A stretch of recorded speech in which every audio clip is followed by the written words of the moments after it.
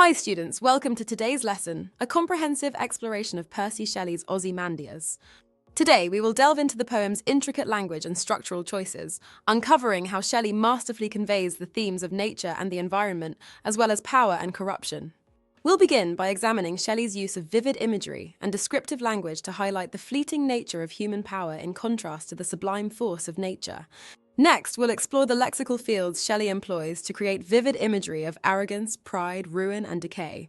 Finally, we will analyse the narrative perspectives in the poem and how Shelley's use of enjambment reflects the relentless passage of time and the inevitable decay of all things. Shelley's use of vivid imagery and descriptive language brings the desolation and decay of Ozymandias' empire to life, emphasising the temporary nature of human power. This is evident in the quote, "Round the decay of that colossal wreck, boundless and bare, the lone and level sands stretch far away." The words colossal wreck depict the enormous size and grandeur of what once was, now reduced to ruins. The phrase boundless and bare emphasizes the vast emptiness surrounding the fallen statue, creating a stark contrast with the grandiosity that Ozymandias once proclaimed. By describing the sands as lone and level, Shelley highlights the unchanging, eternal nature of the desert in contrast to the fleeting human achievements. Through this imagery, Shelley suggests that while human power and glory are transient, nature remains indifferent and enduring. Another important point of language analysis to pick up on is Shelley's use of lexical fields. A lexical field is simply a group of words that are related in meaning. The words belong to the same topic or category. In this poem, keywords that fall within the lexical field of arrogance and pride are sneer, frown, and wrinkled lip. Keywords which fall within the field of ruin and decay are vast, trunkless, and shattered. These two lexical fields reflect the overall message of the poem. The field of arrogance and pride depicts Ozymandias' cruel and tyrannical reign, while the field of ruin contrasts this by emphasizing the deteriorated state of his statue and legacy. Much like these two types of power, the power of a ruler and the sublime power of nature, these lexical fields clash with one another. Ultimately, however, it is the image of ruin and decay that prevails, demonstrating Shelley's romantic preoccupation with the triumph of nature over man. Collectively, these lexical choices paint a vivid picture of Ozymandias' once imposing stature and the inevitable decline of his power, highlighting the poem's exploration of human hubris and the fleeting nature of earthly achievements. Note should be made of the irony of Ozymandias' boast. He meant that others should despair of building something greater than he had done, but now despair is the emotion of anyone looking at the ruin and knowing that nothing can outlive the power of time. The perspective of Ozymandias is narrated from the point of view of a traveller recounting his discovery to the speaker. The poem begins with the speaker's retelling of the traveller's account.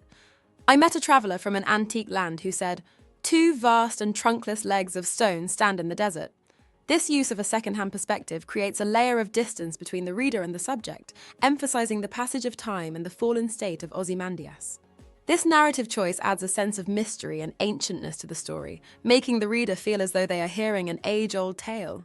The inclusion of the traveller's perspective underscores the theme of impermanence, as the mighty king's legacy is now reduced to a tale told by a passerby. This effectively highlights the insignificance of human pride and power in the face of time, aligning with the poem's overarching message. Let's explore another key structural feature in Ozymandias. Shelley uses enjambment, which is where sentences run over from one line to the next without punctuation or pause, to create a sense of continuous motion and highlight the unstoppable passage of time and decay. For example, consider this passage. "Round the decay of that colossal wreck, boundless and bare, the lone and level sands stretch far away." Here, the enjambment occurs between decay and of that colossal wreck, and again between bare and the lone and level sands. The first instance forces us to follow the line round, just as one would navigate around the colossal ruins of the statue. This mirrors the vastness and fragmented state of Ozymandias' once grand monument. The second instance of enjambment underscores the endless and empty expanse of the desert, suggesting that the desert, like time, swallows everything. Enjambment in the poem visually illustrates how natural forces like time and decay disregard human boundaries and structures, reminding us of their immense and uncontainable power.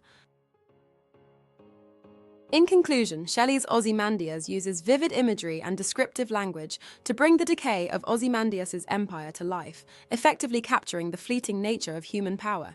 By employing lexical fields of pride and arrogance juxtaposed with ruin and decay, Shelley underscores his preoccupation with the inevitable triumph of nature over man.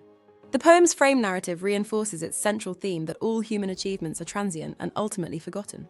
Additionally, the use of enjambment reflects both the fragmented state of the once grand monument and the endless expanse of the desert, reinforcing the theme of impermanence and the relentless passage of time.